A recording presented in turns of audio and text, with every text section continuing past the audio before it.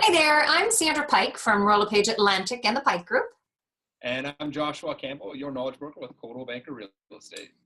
Josh, I got to tell you, every time I turn on Facebook, I see Ontario agents in multiple offers, sometimes with 30 offers, and they're going over listing or listing price, they're selling over price, and it's just crazy. Like my market, we are now at 10 months of inventory, and we don't have multiple offers. So what gives with you people in Ontario? Like the market seems crazy. Yeah, we have a huge shortage of inventory. It's in a situation where we have so many buyers out there with so little sellers. Wow. Really, when you have inventory at such a low level, it's also driving the prices up as well. So like we've kind of have a Manhattan situation going on in Toronto where we have an artificial island, and we have a green belt that goes around our GTA, which is the Greater Toronto Area, and it's literally driving prices up, but we have such a shortage of supply.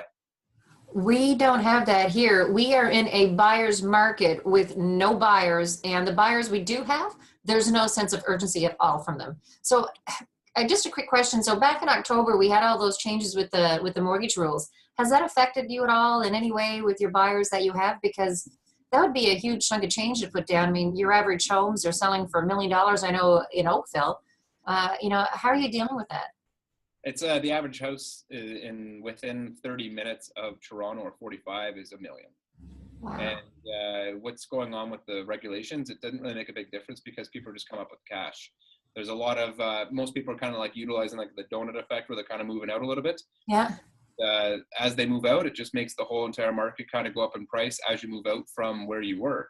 So, I mean, realistically, people are coming up with money because they have so much equity. They're also going to mom and dad for early inheritance. Wow.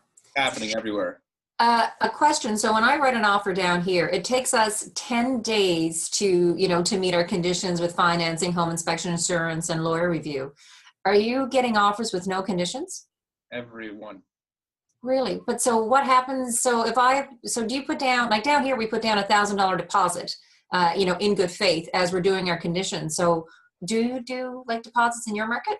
Yeah. So if you go to tertiary areas or rural areas, people still they'll put down $1,000, but you got to be a couple hours away to Toronto. Yeah. And with regards to the size of deposits, the closer you get to Toronto, the more money people want down, and it's 5%, sometimes 10%.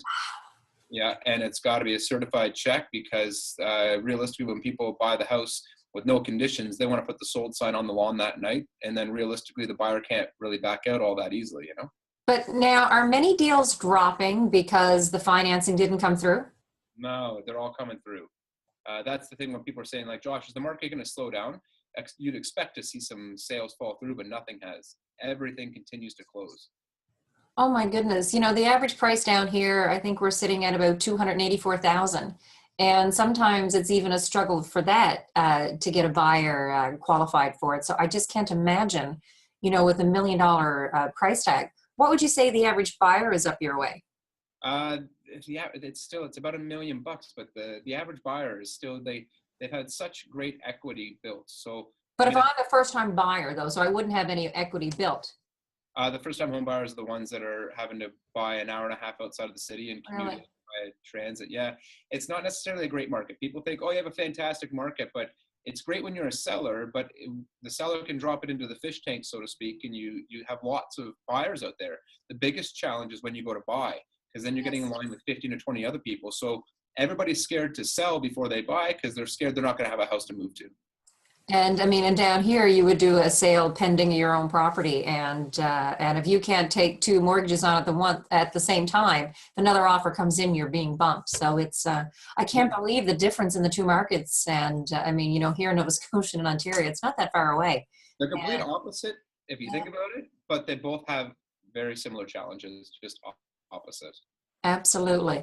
Well, it was a pleasure talking to you this evening. So maybe we can catch up there in 2 weeks, and I'll let you know about our market here.